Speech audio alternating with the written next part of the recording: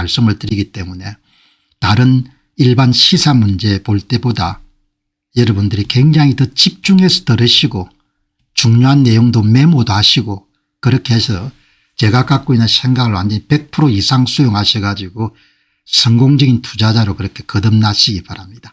자, 여기 이제 오늘 큰 뉴스입니다. 큰 뉴스가 뭔가 하니까 미국 정부가 거의 공식적으로 달러 약세를 용인하기 시작한 겁니다. 트럼프 대통령이 약달러 굿 이렇게 한 겁니다.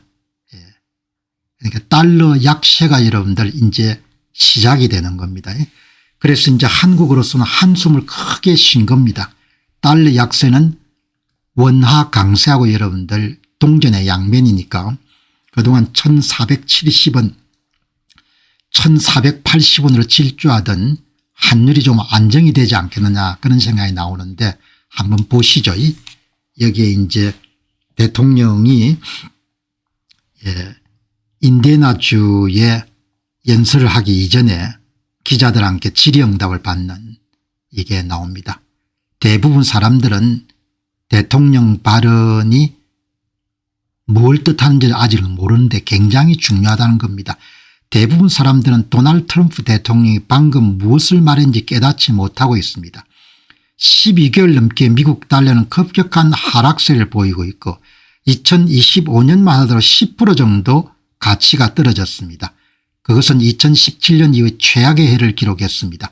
몇 분 전에 도널드 트럼프 대통령은 처음으로 달러와 가치 하락에 대해서 언급했습니다. 달러와 가치는 훌륭합니다. 글레이트라고 말했습니다. 이 발언은 즉시 미국 달러를 1% 하락시켰습니다. 2022년 2월 이후에 최저치로 떨어뜨렸습니다. 왜 그렇겠습니까? 트럼프 대통령이 앞으로 금리를 낮추고 미국 수출을 촉진하기 위해서 약달러를 허용할 용의가 있다는 분명한 신호로 받아들인 것입니다. 여러분께서는 가능하시면 자산을 투자해서 갖고 계시기 바랍니다. 그렇지 않으면 뒤척이 될 것입니다. 현금 가치가 떨어진다는 이야기죠. 그리고 투자자들한테는 좋은 소식인 겁니다. 의도적인 약달러 정책을 시사한 겁니다. 자, 그래서 대통령이 발언하고 난 다음에 또 여러분들 떨어진 겁니다.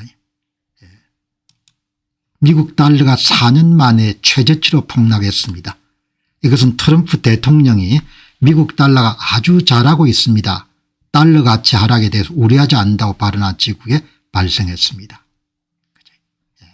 그러니까 나라 전체로 보면 굉장히 다행스러운 것이고 미국 시장에 이런 주식을 투자하고 계신 분들은 좋은 일이고 한국 증시에 투자하시는 분들도 좀 좋은 일인 거죠. 트럼프 달러 약세 확인, 인위적인 약달러 정책, 한국의 환율 안정화에 기여할 것으로 봄, 한국 증시에 외국인 투자가 증가할 것으로 본다. 1430원 1420원대까지 이러면 떨어질 것 같습니다. 시장 전문가들은 달러 약세 기조가 확인됨에 따라서 환율이 당분간 하향 안정화 추세로 갈 것으로 보고 있습니다. 달러가 약해지면 상대적으로 원화 표시 자산의 매력도가 높아지기 때문에 한국 증시에서도 비교적 유망 종목으로 불리는 반도체, 자동차, 배터리 등 주요 종목을 중심으로 해서 외국인 수요가 증가할 가능성이 높습니다. 이렇게 보시죠. 금리 인하, 미국의 금리 인하, 수출 촉진, 주가 상승, 굉장히 큰 이제 경기 부양책을 사용하는 거죠. 달러 약세를 이용해 가지고 이제 아담 코베시를 운영하고 있는 편집자가 좀 더 자세하게 미국의 약달러 정책이 도널드 트럼프 대통령이 추구하고 있는 그런 정책과 일맥상통하는 것 같다. 그래서 아마 금리가 더 많이 낮아지게 될 것이고 그리고 기업 활동을 활성화시키는 쪽으로 나가게 될 것이다. 그렇게 해서 이제 위크 US 달러, 미국의 달러와 가치가 내려가게 되면은 어떤 효과가 있는 부분을 이렇게 정리한 겁니다. 금리 인하가 계속될 것 같고 경제 성장이 촉진될 것 같고 더 높은 자산 가격이 형성될 것 같고 미국의 수출이 증가될 것 같고 무역 적자가 감소가 될 것이고 그다음에 금리가 낮아지기 때문에 미국 정부가 쥐고 있는 36조 달러의 여러분들 부채 부담이 줄어들게 될 것이다. 이렇게 볼 수가 있는 거죠. 그러니까 굉장히 중요한 그런 부분이고 그다음에 특히 미국 시장에 투자해 놓으신 분들은 굉장히 좋은 그런 정책으로 가는 것 같다. 이렇게 보시면 좋을 것 같습니다. 달러 가치를 떨어뜨려 빚의 실제 무기를 줄이고 금리까지 낮춰서 이자 부담까지 드러내겠다. 투자자들은 화폐가치 하락을 방어하기 위해서 금, 은, 비트코인, 원자재 구입에 몰리게 될 것으로 본다. 실물자산 그리고 위험자산 모두 수요가 증가하게 될 것으로 본다. 정시가 굉장히 좋아질 것 같다는 이야기죠. 고환율이 당분간 진정될 가능성이 높다. 우리 한국 같은 경우에. 저축만으로 자산을 지키기가 점점 어려워지게 됐다. 이렇게 보시면 좋을 것 같습니다. 자, 그다음 여러분들 약달러를 공식화하게 되면은 자산시장에는 이제 어떤 변화가 생기는지 이 부분도 한번 여러분들 전체를 한번 파악하는 것이 도움이 될 것 같습니다. 트럼프 행정부의 의도적인 약달러 정책은 투자자들에게 자산 배분의 패러다임을 바꾸라는 강력한 신호를 말합니다. 자산을 소유하시고 그렇지 않으면 뒤처지게 될 것입니다. 금, 은, 원자재 시장이 벌써 굉장히 뜨겁게 달아오는 거죠. 그래서 이제 오늘 보시면은 이 금의 선물, 금값이 더 오를 거로 보는 겁니다. 어마어마한 거죠. 온스당 4,000불이 엊그제인데 온스당 5,300불 이상까지 오를 것으로 베팅을 하는 겁니다. 금 선물 시장에. 다음 보시기 바랍니다. 실버, 은입니다. 은. 은은 이미 한 8% 정도가 올랐고 온스당 114달러 상단까지 여러분들 도달했습니다. 은값이 오르는 겁니다. 일종의 그런 보시면 모든 여러 원자재가 다 오르는 겁니다. 금, 실버, 그다음에 구리, 원유, 천연가스 전부 다 그러니까 돈 가치가 떨어진다고 전부 다 알고 전부 다 여러분들 뭐죠? 자산 인플레가 일어나는 겁니다. 전방위적 자산 가격이 폭발하고 미국 시장 보면 한국 시장도 증시가 굉장히 이런 뜨겁지 않습니까? 글로벌 강세장이 펼쳐진 걸 뜻한다. 그리고 이제 S&P 500도 7,000을 넘어서는 그런 S&P 500 선물 시장 7,000을 넘어서는데 이제 베팅이 나오는 겁니다. 참고로 제임스 온 박사는 올해 8,400까지 내다보지 않습니까? 그러니까 지금 방송드린 내용은 특별한 것은 아니고 그동안 이야기했던 거가 좀 더 공식화된다 이렇게 보시면 되겠습니다. 그래서 이제 이미 자산을 갖고 있는 사람들이 계속 상황이 더 나아질 것 같다. 그래서 제가 이번 사태 오기 전에 좀 적극적으로 투자하라고 그렇게 계속 이야기를 한 거죠. 자, 현재 자산 소유자들의 파티는 점점 더 뜨거워지고 있습니다. 달러 가치가 12개월 동안 11% 하락하는 와중에 대통령이 약달러를 용인하겠다는 발언을 내놓자 원자재 가격이 전반적으로 급등하고 있습니다. 금은 4%, 은은 9%, S&P 500 선물은 7,000포인트를 향해 가고 있습니다. 자산을 가진 사람들이 승리하고 있고 그렇지 못한 사람들이 대치적이 될 것으로 봅니다. 이렇게 보죠. 다음 여러분 보시게 되면은 전 세계적인 그런 글로벌 강세장을 예상을 하네요. 전 세계적인 주식 붐이 모멘텀을 얻고 있는 것 같습니다. 전 세계 주식시장의 붐이 탄력을 받고 있습니다. 지난 한 달 동안 전 세계 주식시장의 약 45%가 현지 통화 기준으로 사상 최고치를 기록했고 이것은 2007년 이후의 최고 수준입니다. 미국 달러화 기준으로 약 35% 시장이 기록적인 수준에 돌아왔습니다.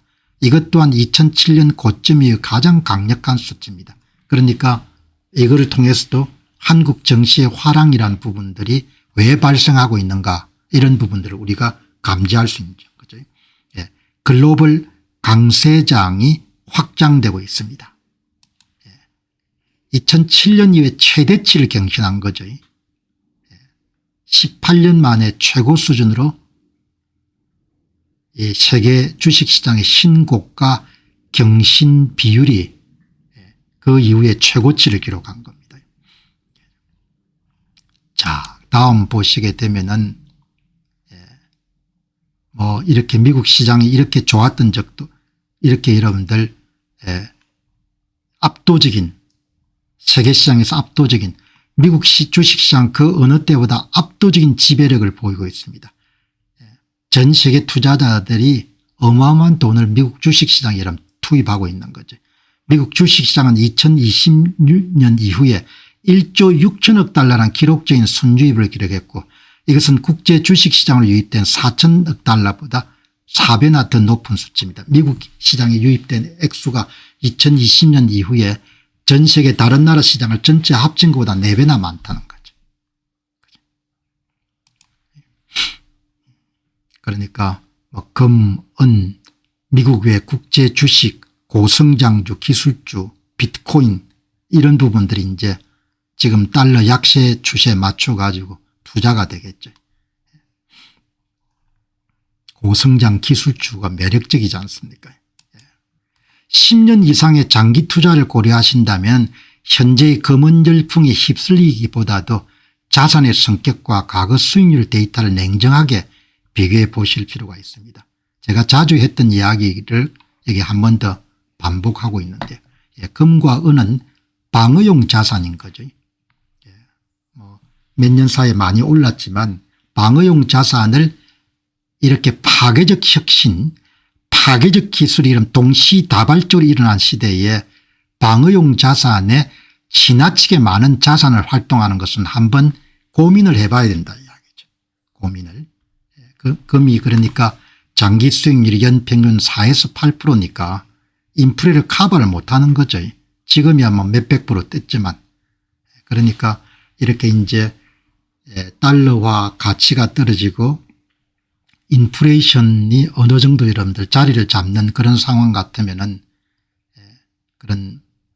그런 부분을 충분히 커버하고 남을 수 있는 성장성을 갖고 있는 그런 자산에 주목을 해야 되지 않겠느냐. 그래 그 이야기를 단기의 차익을 노리는 그런 투자면 모르겠지만 10년 이상 장기 투자를 하게 되면은 시간의 길이가 10년 이상 되게 되면은 검은 열풍에 따라가 지나치게 많은 자원을 금과 은에 투자하는 것보다도 고성장주에 주목하는 게 좋지 않겠느냐.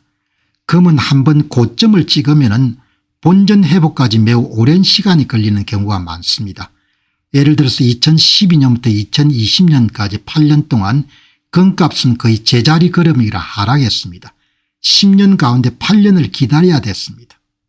그리고 역사적으로 보게 되면은 금은 급등한 이후에 오랜 기간 동안에 조정이 있기 때문에 여러분들이 잘 보시고 이렇게 판단하셔야 되겠다. 여기 이제 항상 저는 고성장 기술주 개별 종목보다도 ETF를 투자하는 것이 비교적 가장 안정되게 예측 가능한 수익률을 올릴 수 있지 않겠느냐 그렇게 봅니다. 자, 여기 이제 보시면은 오늘 금은 문제가 나온 김에 이 화폐화 현상이라는 부분을 한번 들여다볼 필요가 있을 것 같아요. 부동산이 인플레가 심화가 되면은 화폐처럼 여러분들 기능을 담당하지 않습니까? 그걸 화폐화라고 하죠. 부동산의 화폐화. 금과 은도 원자재지만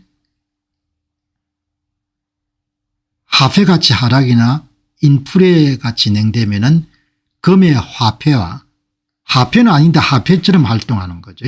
자산 보존용으로 사용되지 않습니까? 우리가 옛날에 부동산에 한참 인플레가 심할 때 부동산을 사가지고 다음에 여러분들 뻥튀기를 해서 팔 생각하니 그게 부동산의 화폐화 현상이거든요. 일론 머스크가 한마디 하지 않습니까? 은 가격 폭등이 그렇게 좋은 게 아니다. 여러분 은 가격이 이렇게 뛴 겁니다. 은 가격이. 은 가격이 이렇게 뛰어가지고 여기 이제 은에 여러분들 ETF 유입 돈이 엄청나게 늘어난 겁니다. 은 ETF가 있네요. 은 ETF가 SLV라는 티커로 팔리네요. 그다음에 S&P 500은 SPY, 나스닥은 QQQ 이런데 또 은 2배 상품이 있네요. 2배 상품은 AGO라고 이렇게 표현하네요. 그럼 은 ETF 자금 유입량이 이렇게 많은 겁니다. 그러니까 사람들이 이렇게 이렇게 뭐가 올라가면 그쪽 확 몰리는 것 같아요. 은 ETF 거래량이 폭발적으로 증가하고 있습니다. 가장 큰 은 실물기관 ETF인 SLV의 거래량이 월요일에 기록적인 400억 달러를 찍었습니다. 2배 상품인 은 ETF가 AGQ도 어제 80억 달러의 거래량을 보였습니다. 은의 최근 움직임은 진정으로 전례가 없는 수준입니다. 투자자들한테는 좋은데 은이 산업용 원자재이기 때문에 일론 머스크가 한 말을 한 겁니다. This is not good. 은 가격이 폭등한 게 좋지 않습니다. 은은 산업용 재원으로 활용되기 때문에 가격이 여러분들 그런 그 상품의 가격이 오를 수밖에 없습니다. 이렇게 이야기하거든요. 여기 보면 태양광 패널이 여러분들 원재료의 29%가 은이네요. 은. 태양광 패널이 은, 알루미늄, 유리, 실리콘 메탈, 레이신 그리고 다른 걸로 구성되고 있는데 은이 단일 요소로서는 아주 큰 그런 구성 요소네요. 그러니까 태양광 패널 생산업체들이 바로 타격을 받겠죠. 은 가격이 폭등하는 겁니다. 우리가 이런 투자를 공부를 하는 거니까 화폐의 현상을 정확히 아는 것은 투자자로서 대단히 중요한 그런 지식인 것 같습니다. 부동산과 마찬가지로 화폐의 가치 하락 시대에 금과 은은 화폐의 현상을 겪게 되는데 그건 그렇게 좋은 일이 아닙니다. 그러니까 금과 은이 가치 보존 수단이나 가치 정식 수단으로 역할을 하는 것을 화폐의 현상이라고 합니다. 부동산과 마찬가지로. 오늘 그런 이야기를 내세운 것은 론 소버니티라는 분이 비트코인의 가치를 저장하는 것과 귀금속이나 기타 자원의 가치를 저장하는 게 가장 큰 차이점이 있습니다. 귀금속의 가치를 저장한 것은 혁신을 제외합니다.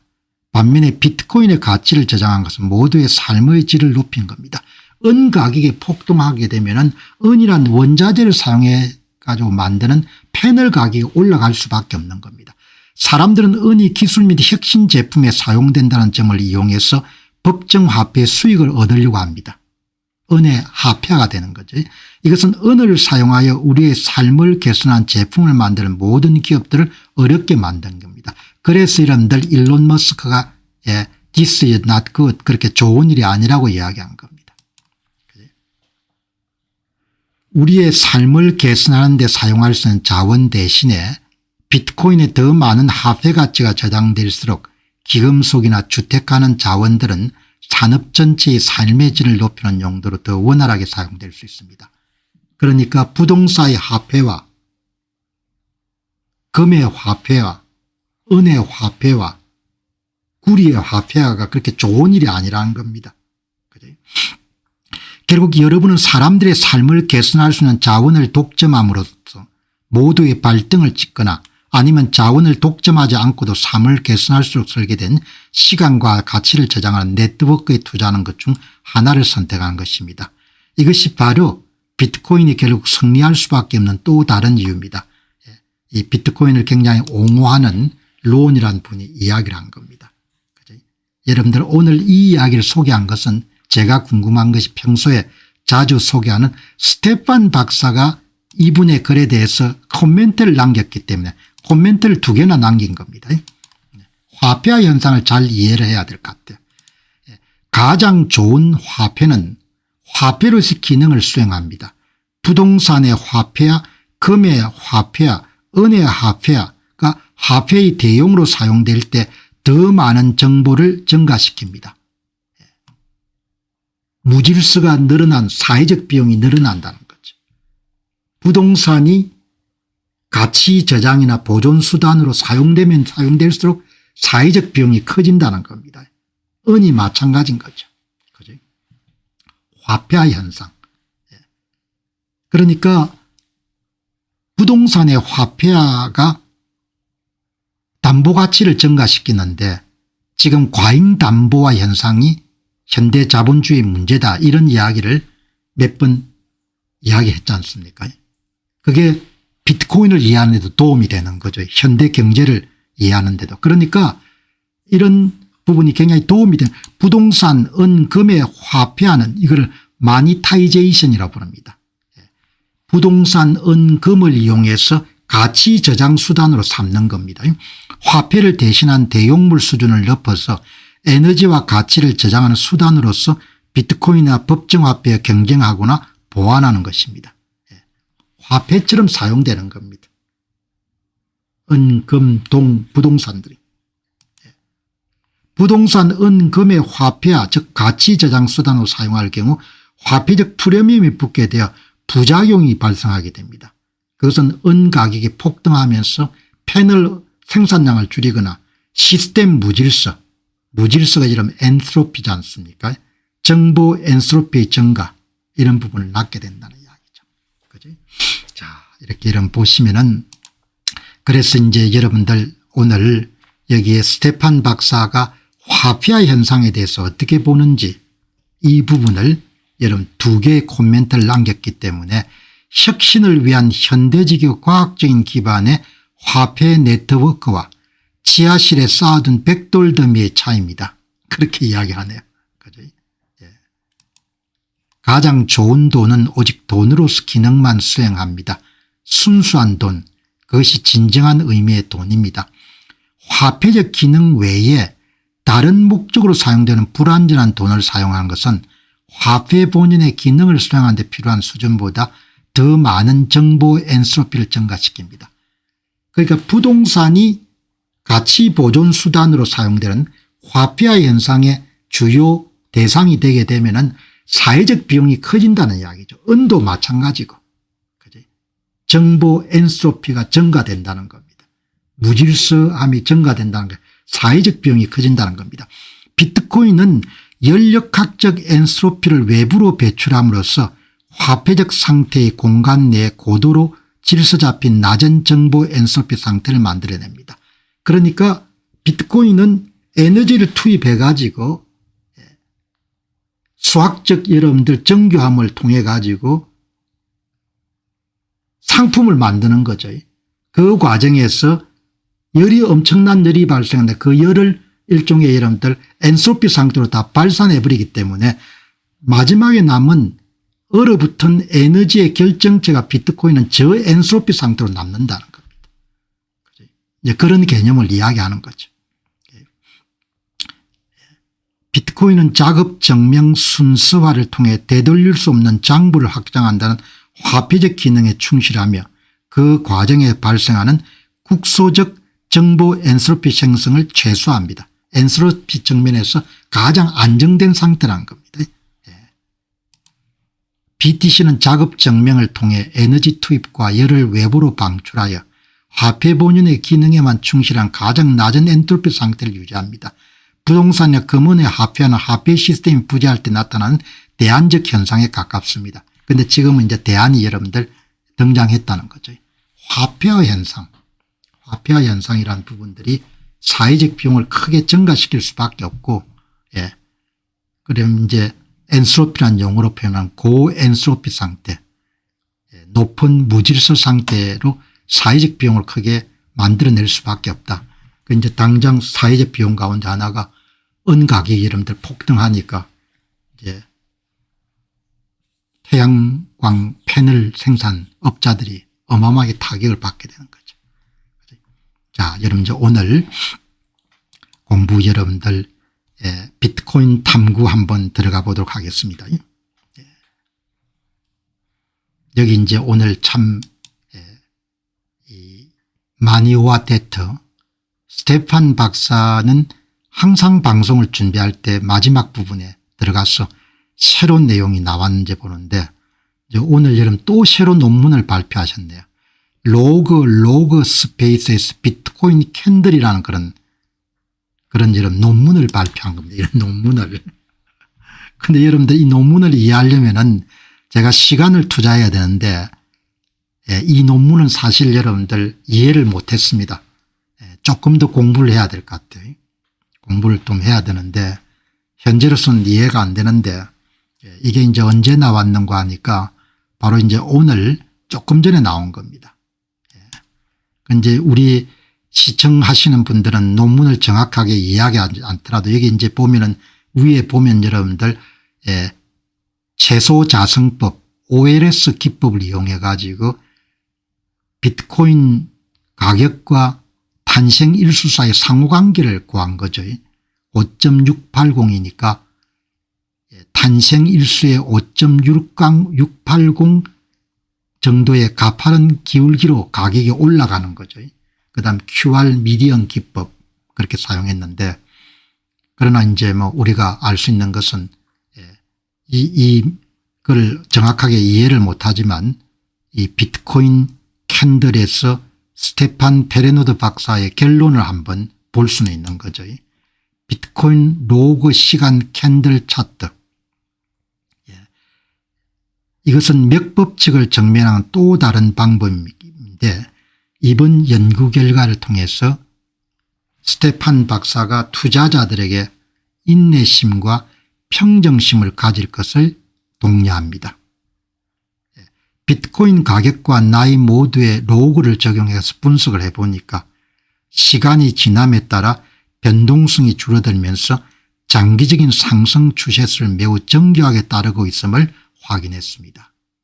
그러니까 다른 방법론을 가지고 비트코인의 가격을 전망한 겁니다. 그러니까 기존의 결론과 크게 차이가 없다는 겁니다. 이 방법을 써보니까 방법을 이렇게 썼는데 비트코인 캔들 인 로그 스페이스에서 여러분들 연구를 마쳐보니까 전혀 결론이 변함이 없다. 그렇게 이야기하기에 그러면 이분이 이번 분석 마니와 데트 뉴스레터에서 올린 이번 분석 결과를 한번 요약을 하고 넘어가면 되겠죠. 비트코인 로그 캔들 분석을 제가 수행한 결과 첫째, 시간이 갈수록 느려지는 성장 주기. 비트코인은 나이를 먹을수록 한 단계 성장하는 데 걸리는 시간이 기하급수적으로 길어집니다. 여기 이름 한 단계란 것은 한 사이클입니다. 성장, 회복, 성장, 피크, 쇠락, 붕괴. 이게 한 사이클입니다. 올라갔다가 내려가고 한 사이클 올라가고 내려가는 그 사이클이 점점 시간이 길어지는 겁니다. 비트코인 가격 사이클이 과거에는 몇 개월 만에 끝났던 가격 변동 주기가 이제는 4년 단위 마지막 캔들 기준으로 3.6년 정도로 길어졌습니다. 그게 인내심을 가지라는 거죠. 둘째, 단기 변동보다 중요한 생애 주기. 달력상의 날짜로 차트를 보는 대신에 비트코인의 탄생 나이를 기준으로 보게 되면 비트코인은 인간의 발달 단계처럼 일정한 맥법칙 스케줄에 따라 성숙해지고 있습니다. 결론은 뭔가 하니까 비트코인의 가격 증가율은 네트워크 효과를 반영한 맥법칙에 따르는 것이 바로 메인 엔진이다. 그렇게 이야기하는 겁니다. 현재 비트코인은 유아기를 지나 본격적인 성숙 단계에 진입한 상태입니다. 많은 그런 분석가들이 이런저런 이야기를 내놓지만 우리는 진짜 정통으로 공부하는 사람 이야기를 들어보는 겁니다. 최신 연구 보고서입니다. 세 번째, 압도적인 상승 확률. 비트코인의 생애 주기를 11개의 구간 캔들로 나눴을 때 가격이 하락했던 구간은 단 2번뿐이고 나머지 9번은 모두 상승했습니다. 이것은 비트코인이 장기적으로 매우 강력한 우상향 추세를 유지하고 있음을 시각적으로 증명합니다. 시각적으로 증명합니다. 그죠? 자, 네 번째, 변동성은 줄어들고 안정성은 증가하고 있습니다. 시간이 흐를수록 비트코인의 가격 변동의 폭이 좁아지고 추세선에 수렴하고 있습니다. 이것은 비트코인이 투기적 자산에서 점점 성숙하고 안정적인 금융자산으로 변모하고 있다는 신호입니다. 다음 5째, 수익은 크고 손실은 적습니다. 역사적으로 상승 시 평균 수익률은 418%인 반면에 하락할 경우는 평균 손실률은 44% 수준에 불과했습니다. 벌어들이는 금액이 잃어버리는 금액보다 9.14배나 크기 때문에 통계적으로 볼 때 매우 유리한 투자 대상입니다. 비대칭적 베팅인 거죠. 리스크는 적고 수익은 높은 금세계가 나올 수 있는 굉장히 드문 자산인 겁니다. 6째, 인내심이 곧 수익인 구간. 지금의 비트코인 발달 단계에서는 한 주기가 완성된 4.1년 정도가 걸립니다. 과거처럼 빠른 수익을 투자자들이 기대하며 조급해하기보다도 2028년 말까지 이어지는 긴 호흡으로 투자하는 인내심이 반드시 필요합니다. 그렇게 요약을 했습니다.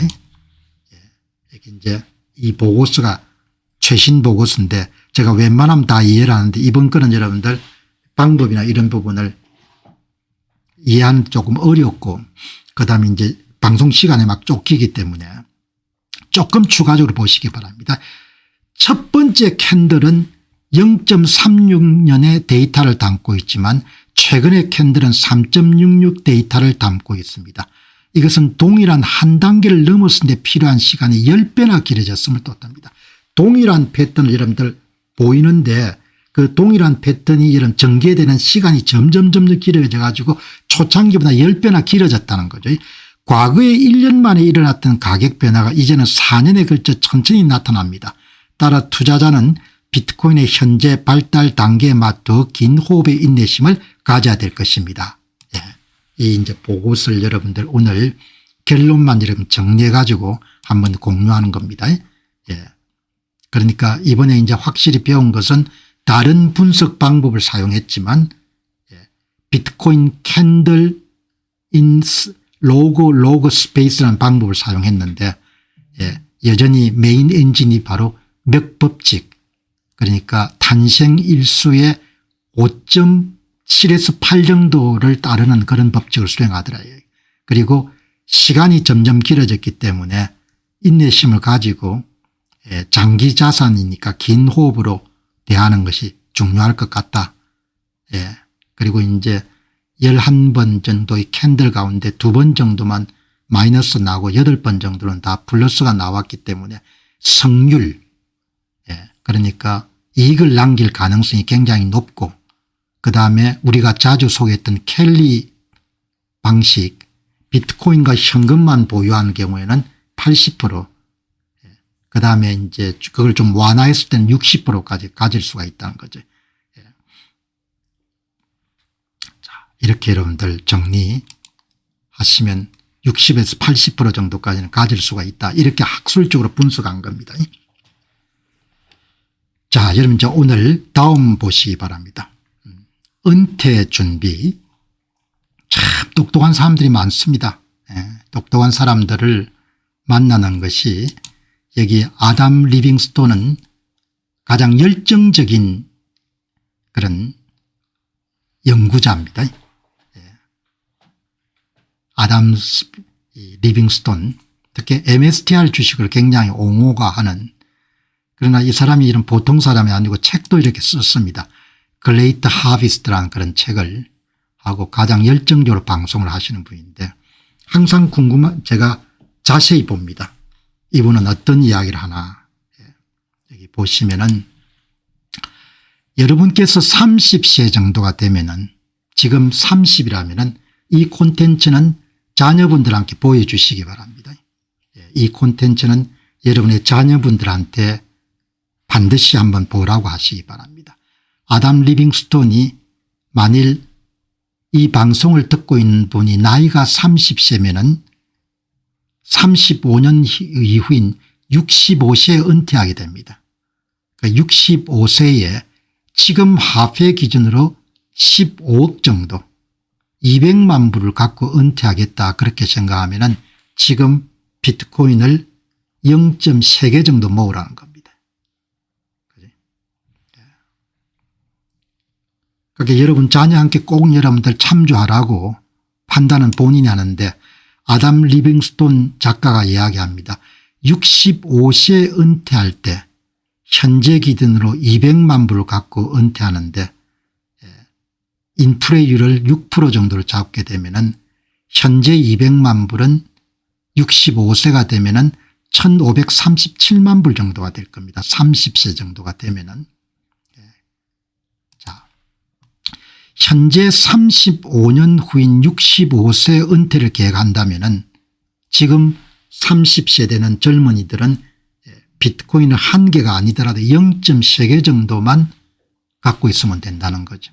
그러면은 35년 후에 65세가 됐을 때 오늘날 가치로 200만 달러 27억 정도의 자산을 갖고 은퇴할 수 있다는 겁니다. 연간 인플레이션을 6% 가정할 때 35년 뒤에 현재 200만 달러를 구매력을 유지하려면 1537만 달러 정도를 갖고 있어야 되는 겁니다. 그럼 비트코인의 연평균 성장률이 20% 충분히 가능할 겁니다. 그러면은 자산은 590.7배가 상승하기 때문에 현재 0.30 비트코인을 갖고 있으면 되는 겁니다. 여러분께서 만일 자제분들한테 재산을 물려주고 싶다 그렇게 생각하시면 참조하시기 바랍니다. 만일 성장률이 15%라고 가정하더라도 30세 젊은이 같으면 비트코인을 1.3개 정도 갖고 있으면 된다는 거죠. 그런데 15%는 아닐 겁니다. 결론적으로 비트코인을 꾸준히 모으기만 한다면 미래는 매우 밝고 이것은 비트코인의 강력한 자산 증식 잠재력을 시사합니다. 지금은 0.3 비트코인이 별거 아닌 것처럼 보일 수도 있을 겁니다. 어마어마하게 큰 돈이 되는 겁니다. 여기 이제 보시면은 30세 젊은이를 위한 자료입니다. 뭐 한 25% 여러분들 될 수도 있고 30% 될 수 있는데 뭐 30% 정도로 성장할 걸로 봅니다. 그런데 보수적으로 25% 정도를 보죠. 그러면은 0.07개를 가지면 되는 거죠. 0.07개. 30% 여러분들 증가한다고 하면 매년 30% 비트코인의 가격이 증가한다면 0.02개 정도를 가지면 되는 거죠. 그렇게 여러분들 보시면은 여기 보시면은 이제 더 구체적으로 연령별 수익률별 은퇴 준비 필요 비트코인 수량을 이야기한 겁니다. 젊은 분들이 꼭 여러분들 한번 봤으면 좋은 콘텐츠입니다. 젊은 분들이 여러분 오늘 이 콘텐츠는 반드시 젊은이들한테 보도록 하기 바랍니다. 저도 이 준비하면서 사진을 찍어서 아이들한테 보내줬으니까 30세가 되면은 그러니까 여기 여러분 오늘 말씀드리는 이 아담 리빙스턴이라는 사람은 어마어마하게 학구적입니다. 학구적인데 이 사람이 30세라고 가정한 것을 제가 이렇게 다시 계산을 해본 겁니다. 30세가 되면 지금 은퇴 연령이 35년이 남았습니다. 65세에. 그러면은 비트코인은 한 29% 이상 성장할 겁니다. 그래도 그냥 20% 성장한다고 보시죠. 그럼 30세 젊은이 같으면 지금 0.30 비트코인만 갖고 있으면 되는 겁니다. 그러면은 은퇴 시기에 현재 가격의 구매력을 200만 불 25억 정도를 가지고 은퇴를 할 수 있는 겁니다. 지금 여러분 자제분들이 40세면은 1.04 비트코인을 가지면 되는 겁니다. 그러면은 25년 후에 65세 나이로 이러면 은퇴할 때 현재 200만 불 정도의 구매력 한국 돈으로 25억 정도의 구매력을 가지고 은퇴할 수 있는 겁니다. 꼭 자제분들한테 보도록 하기 바랍니다. 보도록 이렇게. 그다음 지금 이제 50세 자제분이 있으면은 15년이 남았습니다. 15년이 남았으면은 3.59 BTC 비트코인을 소유하게 되면은 연율 20%의 성장률을 가정해 가지고 15년 후에 65세가 됐을 때 은퇴할 때 현재 기준의 구매력 200만 불, 200만 불. 그러니까 하나 25억 정도를 갖고 이러면 나갈 수가 있는 거죠. 그렇게 여러분들 보시면 좋을 것 같습니다. 60세는 이제 얼마 안 남았으니까 5년이 남았으니까 그러니까 빨리 시작하게 되면 빨리 시작할수록 어마어마하게 여러분들 복리로 이렇게 재산이 물어나게 되는 거죠. 시장 연령이 늦어질수록 복리 효과를 누릴 기간이 짧기 때문에 필요한 비트코인 수량이 기하급수적으로 늘어납니다. 30세는 0.3 비트코인만 있으면 충분하지만 50세는 3.6 비트코인이 필요합니다. 꼭 여러분들 가르쳐 주시기 바랍니다. 이거를. 그러니까 이해하기가 힘드니까 한 개 가져야지 0.1개 가져야 되겠습니까? 이렇게 하는데 그게 아닌 겁니다. 빨리 시작하는 사람 지금 청년들 정도가 되면은 이것처럼 여러분들 유망한 자산이 없는 겁니다. 그러니까 이 테이블을 30세대는 지금 군대 가 있는 청년들 같으면 이걸 보여주시고 그다음에 지금 직장생활 하시는 분들이 계시면은 제가 이런 정보를 여러분들에 정리해서 보낼 수 있게 된 것을 대단히 제가 다행스럽게 생각합니다. 여러분께서는 편안하게 여러분들 방송을 보시지만 제가 미국에서 경제학 박사를 받은 해가 제 나이가 27살 때입니다. 27세 때 이름 제가 학위를 받고 40년 정도 고3처럼 일을 한 겁니다. 제가 쓴 책이 한 200권 정도 됩니다. 그러니까 저는 원래 유튜브 출신이 아닌 겁니다. 다른 유튜브하고는 좀 다릅니다. 200권 정도의 콘텐츠를 쓴 겁니다. 그렇기 때문에 이 방송을 준비할 때도 여러분들에게 어떻게 하면 도움이 될 수가 이건 결정적인 정보거든요. 어마어마하게 중요한 정보인 겁니다. 이게 제가 이런 농담만 진짜 전 농담을 안 하지 않습니까?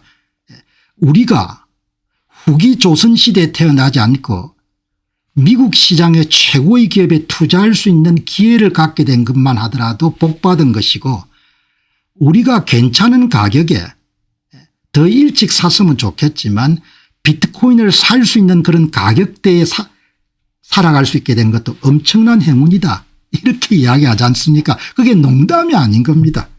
그 이야기를 제가 이렇게 하는 겁니다. 이게 한 사람을 완전히 구할 수도 있는 겁니다. 젊은 사람들한테 아니 한 개 두 개를 가질 필요가 없구나. 공박사 이야기를 들어보니까 청년들은 0.3개 정도만 갖출 수 있으면 어마할 수 있구나. 그렇게 볼 수 있는 겁니다. Buy, hold and forget인 겁니다. 그냥 여러분들 사고 잊어버리는 겁니다. 몇십 년 동안 엄청난 재산이 될 겁니다. 사람을 구할 수가 있고 가족 전체를 구할 수가 있는 거죠. 어마어마하게 중요한 겁니다. 얼마나 이 사람이 스마트한지 있죠. 여기 아담 리빙스톤이 이런 똑똑한 천재급 인재들이 여러분들 미국 시장에 어마어마하게 많은 겁니다. 그러니까 아침에 여러분들 좀 고되긴 하지만 방송 준비한 게 행복한 겁니다. 매일 새로운 여러분들이 이 천재들을 만날 수가 있으니까. 그래서 이 비트코인을 사는 것은 인플레가 여러분들 활성화되는 시대고 좌파 정부가 수십 년 갈 수 있는 이 시대에 거의 구원을 받을 수 있는 그런 수단이자 도구이자 상품이자 투자처인 겁니다. 그래서 여러분께서 이 정보를 반드시 자녀분들에게 전달해 가지고 투자는 시간과 복리와 투자 대상입니다. 좋은 투자 대상을 선정을 못하면 시간은 아무 의미가 없습니다. 복리는 아무 의미가 없습니다. 어제 방송을 보니까 한 분께서 공 박사님 방송을 보고 제가 잡주를 투자하던 것을 완전히 접고 새로 시작하기로 했습니다. 아주 잘했다고 제가 칭찬한 거죠. 잡주 중소형주의 여러분들 성부를 걸고 테마주의 성부를 걸었으니 여러분들 돈을 벌 수가 없는 겁니다. 어마어마하게 돈을 잃게 되는 건데 더 중요한 것은 세월을 잃어버린 겁니다. 그러니까 20대 여러분들 자제분들이나 손자 손자 함께 이 정보를 제공한 것은 그 사람을 구하는 겁니다. 그리고 그분들한테 공병호 TV의 투자 섹션에서 비트코인 관련된 부분을 몇 편을 더 보라고 하시기 바랍니다. 그리고 그다음에 재테크는 필요가 없는 겁니다. 그렇게 여러분 해보시면 그렇게 여러분들 정리를 하시면 좋을 것 같네요. 이 아담 리빙스톤 여기 보시죠. 비트코인은 우주가 스스로의 회계 오류를 인식하기 시작한 사건입니다. 이렇게 하면 웃는 사람 많을 겁니다. 저는 단박에 이해가 되는 겁니다. 40억 년 동안 에너지는 그저 엔트로피 속으로 흩어져 살았습니다. 모든 에너지가 그냥 사라져 버린 겁니다. 그러나 인간은 연력학을 수학 안에 가두어서 에너지를 불멸의 존재로 만들 수 있다는 사실을 발견했습니다. 비트코인은 블록체인은 인과관계가 합의된 현실에 맞서 스스로를 방어하는 법을 배운 인류 최초의 사례입니다. 여러분이 비트코인을 투자한다는 것, 비트코인을 산다는 것은 사라지는 물질, 망각하는 물질에서 망각할 수 없는 정보로 전이되는 상전일을 수행하는 것과 같습니다. 금세기뿐만 아니라 인류 역사 전편을 통해서 가장 대단한 혁신이 일어난 겁니다. 그게 비트코인 기술입니다.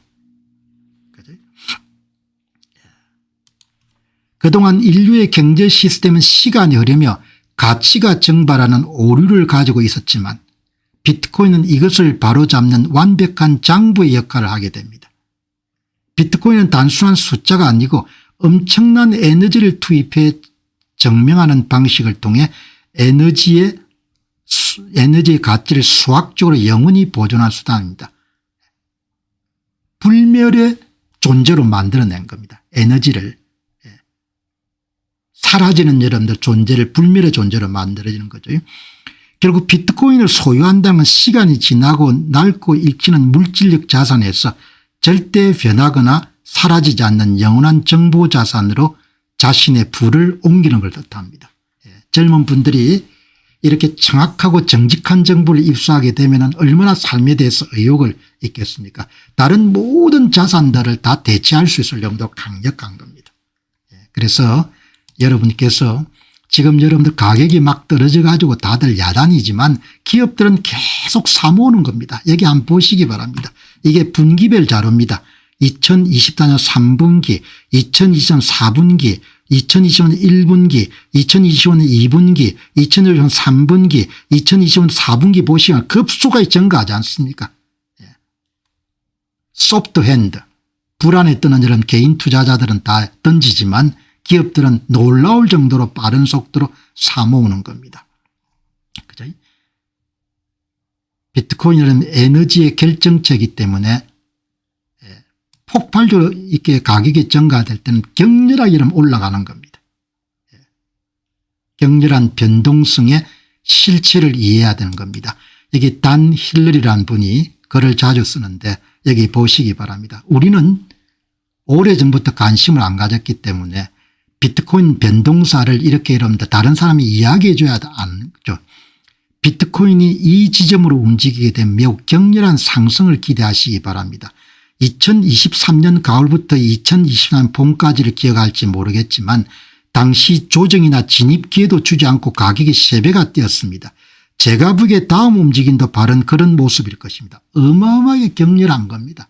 뭐 들어가고 말고 이런 시간도 안 주고 그냥 봄부터 여러분들 2024년 가을부터 봄까지 이런 3배가 뛰어버린 겁니다. 개인은 던지지만 기업들은 어마어마하게 사모으는 겁니다. 자, 여러분 오늘 투자 지혜 여러분들 한번 살펴보도록 그렇게 하겠습니다. 은 가격이 이런 폭등하지 않습니까? 이거를 은을 머니터리 메탈이라고 부릅니다. 화폐화된 자산인 겁니다. 투자 수단이 돼버린 거죠. 여기 보시죠. 로안 히란이라는 분이 한번 이렇게 급등할 때 생각하게 만드는 겁니다. 사람들은 여전히 비트코인의 비탄력적 공급이 얼마나 근본적이고 급진적인 변화인지를 저평가하고 있습니다. 역사적으로 전례가 없는 공급이 늘어날 수가 없다는 겁니다. 사이페단이 쓴 비트코인 표준 2018은 현재의 은랠리가 왜 결국 끝날 수밖에 없는지를 이미 설명했습니다. 이것은 왜 은거품이 과거에 터졌는지 그리고 은으로 상당한 화폐 자본이 유입될 때마다 왜 다시 터질 수밖에 없는지를 설명해 줍니다. 그러나 사람들은 지금 이런 메탈에 몰입된 사람들이 이런 게 볼 수가 없죠. 생산자들이 공급량을 대폭 늘리는 것이 그리 어렵지 않기 때문에 결국 가격을 폭락시 그 과정에 저축가들의 부를 앗아가게 될 것입니다. 책에 나온 내용을 여러분들 결국 뭔고 하니까 채굴이 많이 된다는 겁니다. 가격이 올라가게 되면 공급이 늘어나는 겁니다. 공급이 늘어나면 가격은 조정될 수밖에 없는 겁니다. 금이든 은이든 꿀이든 다 마찬가지인 겁니다. 그런데 사람들은 비트코인의 이름들 공급이 제한되어 있다는 것을 아직도 과소평가하는 겁니다. 왜냐하면 그런 상품이나 재화를 본 적이 없으니까. 역사적으로 전례가 없는 일입니다. 여러분 다시 한번 보시기 바랍니다. 이분이 이야기하는 것. 단 힐러리 그냥 불이 붙으면 세배가 그냥 떼어버린다는 이야기입니다. 그냥 들어올 틈도 안 준다는 겁니다. 금 가격의 폭등. 젊은 분 이야기. 제임스 반 스트라튼이라는 분 20대입니다. 20대. 이렇게 젊은 사람들 똑똑한 사람들이 어마어마하게 많아요. 이렇게 이야기하지 않습니까? 제가 금 대신에 비트코인을 사는 이유는 언제 어느 순간에도 내 모든 자산을 들고 어떤 국가도 떠날 수 있기 때문입니다. 그 누구도 나를 막을 수가 없습니다. 저는 20대입니다. 금은 장식으로서 매력은 있을지 몰라도 디지털 세상에 금을 쌓아두는 건 나에게 전혀 말이 되지 않습니다. 여기에 원격 근무 환경까지 고려해 보시기 바랍니다. 물론 여러분들 금 ETF를 사면 되죠. 그런데 평균 수익률은 그렇게 높지 않다는 겁니다. 이게 여러분들 뭘 이야기하는 거 하니까 젊은 세대가 앞으로 자산 선호를 어떻게 할 것인지를 이야기해 주는 거죠. 젊은 세대들은 디지털 자산을 원하는 거죠. 디지털 자산을. 뭐 지금 여러분들 시장 상황이 그렇게 좋지 않습니다. 방콕에서 활동하고 있는 한 분 이야기 들으니까 개미들은 시장을 떠났고 ETF는 단 한 주 만에 17억 3천 불이 빠져나갔고 사람들은 5천 달러를 찍은 금만 쳐다보고 있습니다. 대중을 떠날 수 있어야 그래서 이런 정권 방송 많이 볼 필요가 없다는 겁니다. 왜냐하면 충동 매매를 하니까. 공부해야 되는 겁니다. 비트코인에 이런 공부를 해야 확신이 생기는 것이고 그래야 장기 투자를 할 수 있고 부자가 될 수 있는 겁니다. 부자가 여러분들 될 수 있는 거죠. 여기 이제 스마트 머니 클립토 님이 여러분 글을 올렸네요. 비트코인 역사상 이런 적은 한 번도 없습니다. 공포심이 엄청나게 시장에 많이 차 있다는 겁니다. 어느 정도 공포심이 차 있는 거 하니까 2022년도에 암호화폐 거래소인 FTX가 붕괴된 당시에 공포지수 26하고 비슷하다는 겁니다. 자기가 볼 땐 이해할 수 없다는 겁니다. 앞으로 발생할 것은 사람들의 공포심에 걸맞게 가격이 대폭락하거나 아니면 시장의 감정이 완전히 털려먹어 가지고 우리가 생전 보지 못한 역대급 반등이 일어나거나 저는 계속해서 사모으고 있습니다. 제 판단이 틀릴 수 있겠지만 하지만 여기 보시기 바랍니다. 제가 보고 있는지 이 차트는 제게 소리칩니다. 세대 교체급 매수기에다 제너레이셔널 바이라고 이야기하는 겁니다. 참조하시기 바랍니다. 이분 의견이니까. 제가 타임라인을 따라 가지고 제 혼자 보기 아까운 그런 정보를 한번 모아본 겁니다. 뭐 여기 보면은 블랙록이 비트코인과 이더리움을 수억 달러를 잃고 있다 이런 뭐 정보들이 많이 오고 가는 모양입니다. 이분 이야기는 결론이 뭔가 지금은 약한 손들이 항복하는 순간입니다.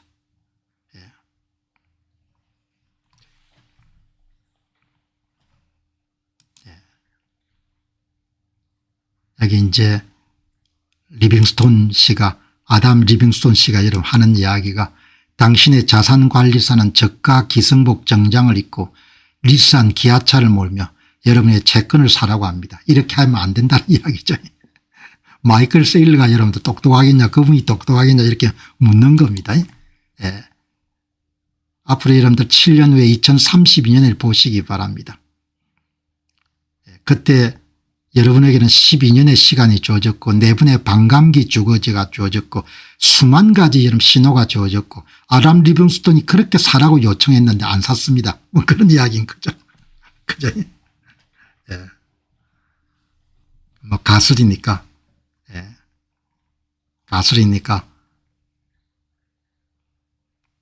여기 보시면은 MSTR을 이 2026년 올해 들어가 여러분들 3만 개를 샀는데 시장에 채굴돼서 공급된 비트코인이 11,700개밖에 안 된 겁니다.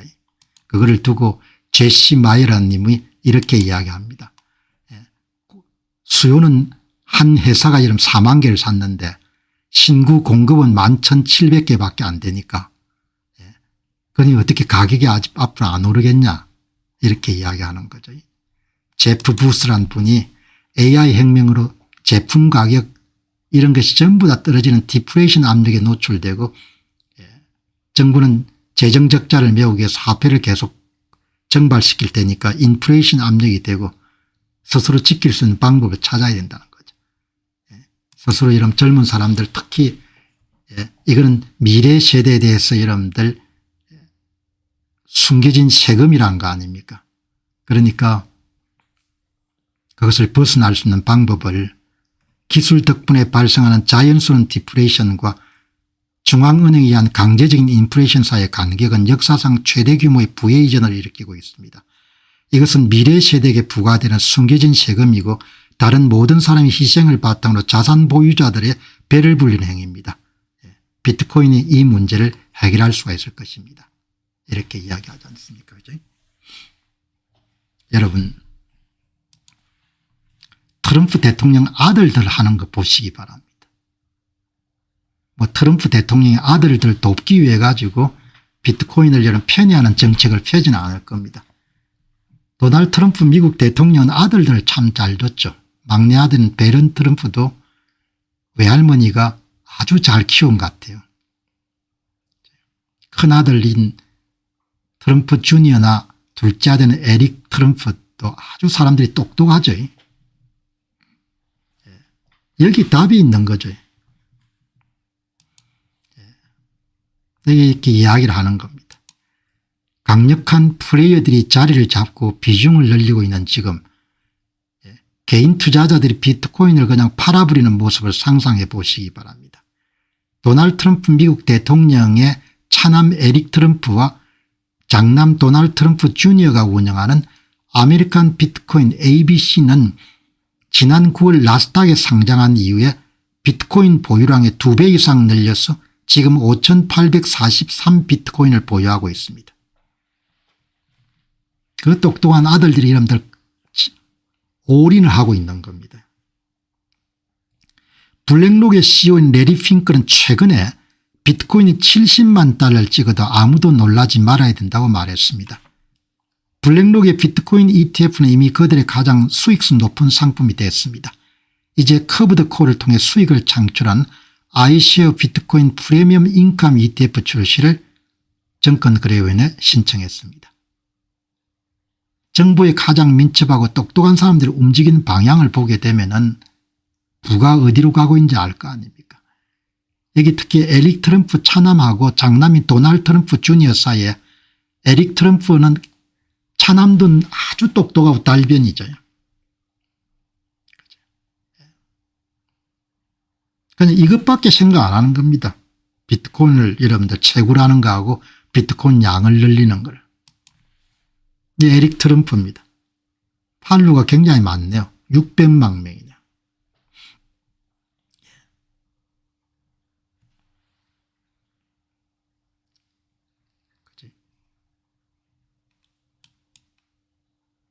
들어가 보니까 여러분들 붙박이로 글을 올려놨네요. 저희들이 나스닥에 상장한 지가 4개월 20일이 지났습니다. 저희들의 회사인 아메리칸 비트코인 코퍼레이션 ABTC가 지금 이렇게 성장했습니다. 결론은 뭔가 하니까 부지런히 모아가지고 5,843개의 비트코인을 마련했다. 상장한 이후에 이렇게 이런 비트코인 개수가 늘어났다는 겁니다. 그리고 여러분 이렇게 장문의 글을 올린 겁니다.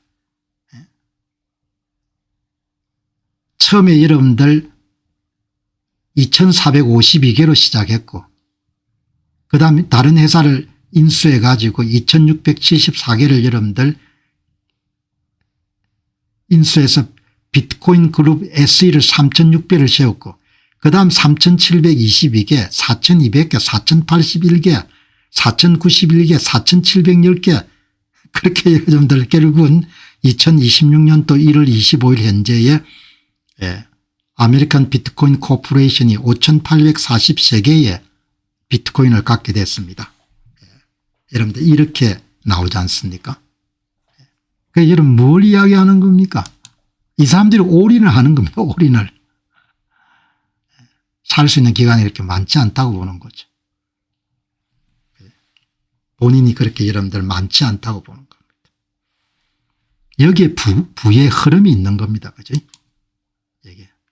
여기에 부의 흐름이 있는 겁니다. 모르긴 몰라도 아마 이 미국의 전략적 비축, 비트코인 전략적 비축은 올해 안에는 여러분 실행에 옮겨지겠죠. 그리고 아마 중간선거 이전에 아마 그렇게 실행이 될 겁니다. 그죠? 여러분들 이런 정보들이 그리고 이제 오늘 이 보시게 되면은 뭐 두려워할 필요가 전혀 없죠. 이게 여러분들 변동성이 아주 큽니다. 뭐 공황이 오면 어떠냐, 불황이 오면 어떠냐 이렇게 하시는데 여기 이제 변동성이 이렇게 크지 않습니다. MSTR은 62%, 비트코인은 40%, 그다음에 나스닥 추종 QQQ는 15% 이렇게 하지 않습니까? 오늘 방송 준비하는 가운데 찰리 빌레오라는 분이 변동성에 대한 부분을 이렇게 방송을 했더군요. 이런 크리에이티브 플래닝의 칩 마켓 스트래티지인데 변동성이 있기 때문에 돈을 버는 거죠. 변동성이 없으면 전부 다 그 주식을 살 거니까. 변동성이 높기 때문에 MSTR 여러분들이 수익성이 높은 거죠. 변동성이 높기 때문에 비트코인 수익성이 높은 겁니다. 변동성이 낮으면 수익성은 낮은 겁니다. STRC는 여러분들 변동성이 7%밖에 안 되지만 수익률이 11%지 않습니까? 그죠? 여기 찰리 빌레오. 그죠? 아주 여러분들 잘한 방송이네요. 변동성에 대한 궁극적인 가이드. 변동성이 있기 때문에 돈을 버는 겁니다. 투자를 해가지고. 변동성이 없으면 모두 다 여러분 다 투자할 겁니다. 10년 이상 정도의 장기 투자 같으면 변동성이 크더라도 고수익 성장성을 노려야 되는 거죠. 아주 훌륭한 여러분들 인터뷰입니다. 물론 다 여러분들 중에 아시는 분들이 많은 건데 변동성은 주식시장의 본질입니다. 높은 수익을 얻기 위해서 투자자가 반드시 지불해야 되는 입장료가 변동성입니다. 시장은 매년 평균적으로 14%의 하락을 겪지만 이것을 견뎌낸 투자자들이 장기적인 복리 효과와 자산 증식을 성공시킬 수 있습니다. 흔들 필요가 하나도 없다는 겁니다. 뉴스나 정치적 사건에 여러분이 흔들릴 필요가 전혀 없습니다. 변동성이 있기 때문에 돈을 버는 겁니다. 조정은 그냥 일시적인 사건이고 시장의 일상입니다. 매년 평균 14% 내외의 장중 하락이 있습니다. 변동성은 입장료입니다. 이렇게만 여러분 생각할 수 있으면 투자자로서 굉장히 훌륭한 성과를 거두겠어요. 역사적으로 10% 하락은 2년에 한 번, 20% 이상의 하락은 4년에 한 번. 하락 이유는 모두 다 필요가 없는 겁니다. 뭐 때문에 하락했다, 뭐 때문에 하락했다. 장기적으로 보게 되면 주가 차트 위에 작은 점에 불과한다는 거죠. 긍정론을 가지고 계속 투자하는 겁니다. 좀 떨어지면 사고, 좀 떨어지면 사고. 그죠? 그래서 비관주의자들은 근사하게 보이지만 돈을 벌 수가 없는 거죠. 최악의 실수는 바닥에서 패닉셀을 하는 겁니다. 공포심 때문에. 그래서 공부를 하는 겁니다. 그리고 가능하면 ETF 투자하는 겁니다. 개별 종목 투자하지 말고. 시간과 복리와 훌륭한 투자 종목입니다. 여러분 세 가지입니다. 훌륭한 투자 종목을 선정하시고 그다음에 시간을 투자하시고 복리를 이용하시고 그러면 여러분들 모든 게 그렇게 간단하니까 이거 사라 저거 사라 여러분들 정권 방송을 볼 필요가 없는 겁니다. 간단 명료한 거죠. 젊은 투자자의 하락은 신이 준 선물입니다. 은퇴까지 시간이 많이 남았다면 하락장은 자산을 더 저렴하게 매수할 수 있는 세일 기간입니다. 모든 조정은 결국 극복됩니다. 여러분 다시 한번 시간, 복리, 그보다 훨씬 더 중요한 게 훌륭한 투자 대상, 훌륭한 투자 대상을 선택해야 되는 겁니다. 공병호 TV를 보시고 훌륭한 대상을 여러분들 선택하는 겁니다. 기술주 섹터에 대한 달러와 자산 ETF, 반도체 섹터에 대한 달러와 자산 ETF, 시장 일반에 대한 여러분들 달러와 자산 ETF, 비트코인이 들어가야 되는 거죠. 아주 간단 명료한 겁니다.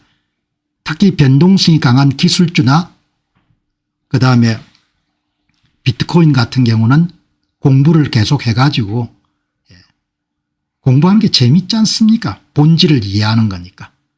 실체를 이해하고 핵심을 이해하는 거니까. 핵심을 여러분 정확하게 이해하게 되면 그다음은 여러분 장기 투자가 가능하고 반드시 이기는 거죠. 그죠? 반드시 이길 수밖에 없는 겁니다. 특히 비트코인처럼 위험 대비 고수익률을 갖고 있는 자산은 변동성이 커질 수밖에 없기 때문에 MSTR 주식도 마찬가지죠. 그런 경우에는 공부를 해가지고 공부를 하면은 화폐 역사 전부를 다 보면 경제 경영 다 보지 않습니까? 그렇게 여러분 하셔가지고 경제적으로 파이낸셜 포트레스라는 표현을 쓸 수 있지 않습니까? 재무적인 요새, 재무적인 요새를 만들어내야 되는 거죠. 그래서 원화 가치가 뭐 어떻게 되든 그런 게 관계없이 가족들을 어렵지 않도록 그렇게 만들어야 되지 않겠냐 그렇게 봅니다. 자, 여러분 오늘 방송 마무리하고 또 내일 새 주제 준비해서 여러분 찾아뵙도록 그렇게 하겠습니다. 좋은 하루 되시기 바랍니다. 감사합니다.